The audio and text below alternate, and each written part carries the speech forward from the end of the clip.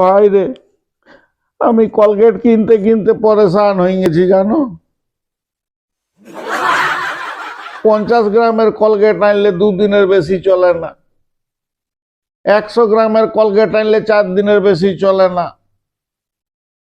200 গ্রামের কলগেট আনলে 1 সপ্তাহ চলে। বড় কষ্ট, কি যে হচ্ছে কলগেটটা বুঝিয়ে উঠতে পারছিলাম না।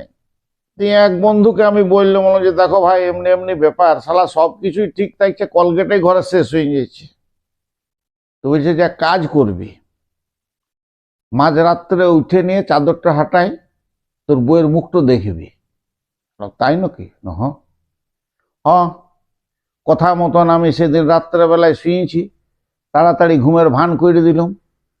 আর ঠিক মাঝরাত্রে উঠে নিয়ে চাদরটা সরাই এবার মুখটাকে দেখছি, তো দেখছি গোটা মুখে কলগেটকে লেখি লিখেছি। এই তুই কি করেছিস? গোটা মুখে কলগেটকে লাগাই নিয়েছিস? তো বলছি কেন?